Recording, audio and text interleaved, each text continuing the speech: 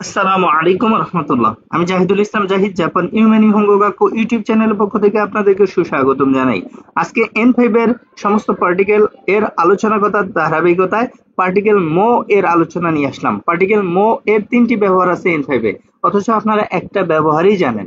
এই জন্য ভাইয়া আমি সমস্ত পার্টিকেলের সমস্ত ব্যবহারগুলো আলাদা আলাদা আলোচনা করতেছি, যেন আপনারা উপকৃত হন। মো পার্টিকেলের পরবর্তী যে পার্টিকেল যে ভিডিও ক্লাস আসবে সেটা হচ্ছে এ পার্টিকেল, ইয়া পার্টিকেল, নাদো পার্টিকেল, এগুলোর আলোচনা হবে। পূর্বে আমি গা পার্টিকেল, নি পার্টিকেল, দে পার্টিকেল, তো পার্টিকেল, ও পার্টিকেল এগুলোর আলোচনা শেষ করেছি। অবশ্যই আপনারা উপকৃত হচ্ছেন, উপকৃত হবেন ইনশাআল্লাহ। আমার চ্যানেল নাম হচ্ছে জাপান ইউম্যানি হোঙ্গোগাকু। অবশ্যই আমার ইউটিউব চ্যানেলকে সাবস্ক্রাইব, লাইক, শেয়ার, ফলো দিয়ে কমেন্টস দিয়ে পাশেই থাকবেন ইনশাআল্লাহ। জাপান ইউমে আমার পেজ লাইক, ফলো, শেয়ার দিয়ে পাশেই থাকবেন। চলেন মো পার্টিকেলের রুলস গুলো আলোচনা করি ইনশাআল্লাহ। মো পার্টিকেলের তিনটি রুলস। মো পার্টিকেল হ্যাজ থ্রি রুলস। ঠিক আছে ভাই। লেসন 1 এ যে রুলসটা, লেসন 1 সেটা হচ্ছে, দেখেন লেসন 1 এ এটা আপনারা পড়ে আসেন। যদি দুটি বাক্য এর আলোচ্য বিষয়, টপিক যেটাকে বলা হয়, একই হয়, তাহলে দ্বিতীয় বাক্যের সাবজেক্টের পরে মো বসে। আর মো অর্থ হচ্ছে এখানে অলসো বা ও। অলসো আমরা ইংরেজিতে অলসো পড়ছি না, also. I am a student, you are a, you are also a student, also. আমি ছাত্র, তুমিও ছাত্র। প্রথম বাক্যে আমি ছাত্র, এখানে টপিক ছিল ছাত্র। দ্বিতীয় বাক্যে তুমিও ছাত্র, এখানেও টপিক ছিল ছাত্র। তাহলে দুটি বাক্যের আলোচ্য বিষয় যদি একই হয়, তাহলে দ্বিতীয় সাবজেক্টের পরে মো পার্টিকেল বসে। প্রথম সাবজেক্টের পরে ওয়া, দ্বিতীয় সাবজেক্টের পরে মো পার্টিকেল। আর মো পার্টিকেলের অর্থ হবে অলসো, বাংলায় হলো ও। এই ও মানে এবং না। ঠিক আছে ভাইয়া, এটা মাথায় রাখতে হবে ইনশাআল্লাহ। চলেন এই অনুযায়ী উদাহরণ দেখি। লেসন 1 এ এটার আলোচনা করা আছে, যদি কেউ না বুঝে থাকেন ওইখান থেকে দেখে নিতে পারেন ইনশাআল্লাহ। লেসন 1টাও হয়ে গেল, পাশাপাশি আপনি মো পার্টিকেলটাও বুঝে গেলেন। ঠিক আছে না? এই চলেন উদাহরণ দেখি। মিরাসান ওয়া কাইশাইন দেশ। মিরাসান কোম্পানির এমপ্লয়ি। গুপুতা গুপুতা সান এটা হলো প্রথম সাবজেক্ট। প্রথম সাবজেক্টের সাথে ওয়া অক্সিলারি ভার্ব হিসেবে। আর এটা হলো দ্বিতীয় সাবজেক্ট। সেও কাইশাইন কোম্পানির কর্মচারী। তাহলে এখানে এও কোম্পানির কর্মচারী, এও কোম্পানির কর্মচারী।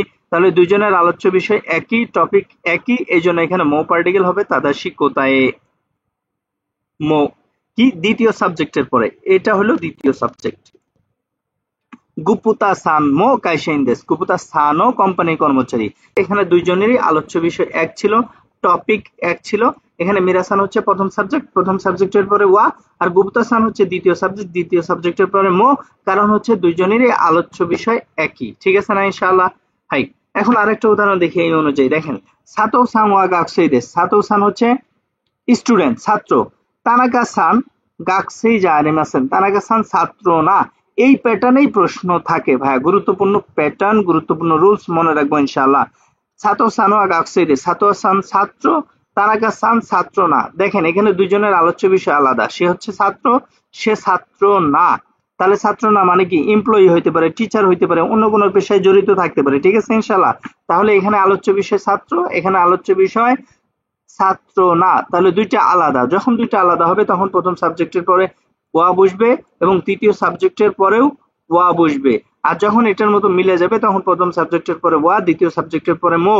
এই যে ওয়া পার্টিকেলের রুলস থেকে ওয়া পার্টিকেল কোথায় বসে, এই যে 2 নম্বর উদাহরণটা দেখালাম, এই উদাহরণ অনুযায়ী প্রশ্ন হয় পরীক্ষায় ভাইয়া।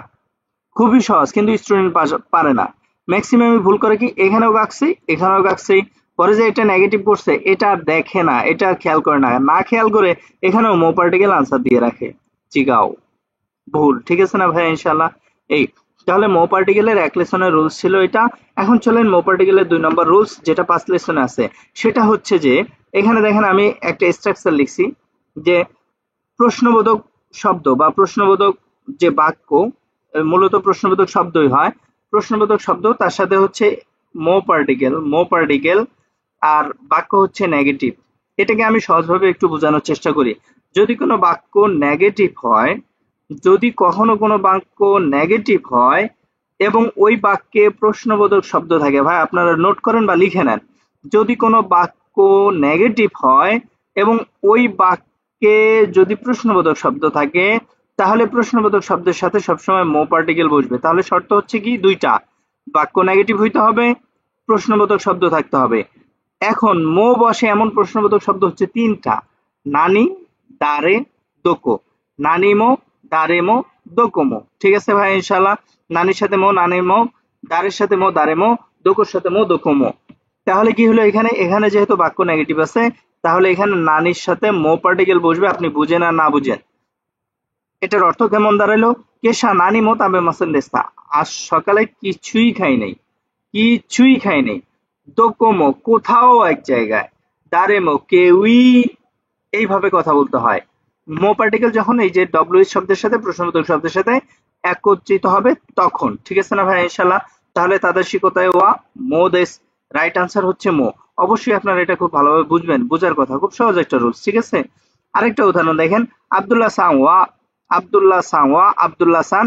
এখন দেখেন এখানে হচ্ছে ইকিমাসেন, যাবে না, বাক্য নেগেটিভ। এক হচ্ছে বাক্য নেগেটিভ, তাহলে প্রশ্নবোধক শব্দের সাথে মো বসবে। এখন প্রশ্নবোধক শব্দ হচ্ছে 3টা, নানিমো, দারেমো, দোকোমো। নানির সাথে মো বসে, দারের সাথে মো বসে, দোকোর সাথে মো বসে। তাহলে এখানে 3টাই দেওয়া আছে, নানিমো, দোকোমো, দারেমো। তাহলে এখানে যেহেতু বাক্য নেগেটিভ, এই 3টার কোনটা এখানে বসবে কিভাবে বুঝবো? যেহেতু এখানে ইকিমাস, ইকিমাস যাওয়া, যাওয়া দেওয়া আছে, যাওয়া মূলত প্লেসের সাথে সম্পৃক্ত। তাহলে কি হবে? আব্দুল্লাহ সান ওয়া দোকোমো ইকিমাসেন। আব্দুল্লাহ সান কোথাও যাবে না, কোথাওই যাবে না। ঠিক আছে ভাইয়া? তাহলে এই যে দোকোমো, এটা হচ্ছে তাদের শিকতায়। নানিমো হবে না, কারণ নানি সবসময় বস্তুর সাথে হয়। দারে হবে না, কারণ দারে হলো সবসময় পার্সনের জন্য। আর নানমো তো বসেই না, দামে, খিনসি। ঠিক আছে ভাই ইনশাআল্লাহ? তাহলে এটা ছিল 5 লেসন রুলস। আবারও একটু মনে করাই দিচ্ছি, বাক্য যদি নেগেটিভ হয় তাহলে প্রশ্নবোধক শব্দের সাথে মো পার্টিকেল বসবে, অথবা প্রশ্নবোধক শব্দের সাথে যদি মো পার্টিকেল থাকে তাহলে বাক্য সবসময় নেগেটিভ হবে। এটা মাথায় রাখতে হবে। আবার অর্থের বিষয়টাও আপনাকে চিন্তায় রাখতে হবে, খেয়াল রাখতে হবে। ঠিক আছে ইনশাআল্লাহ?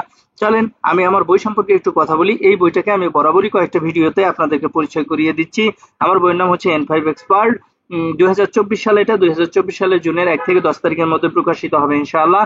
প্রত্যেকটা ক্লাসের কিউআর কোড দেওয়া থাকবে, এটাকে স্ক্যান করলে আপনারা ভিডিও ক্লাস পেয়ে যাবেন ইনশাআল্লাহ।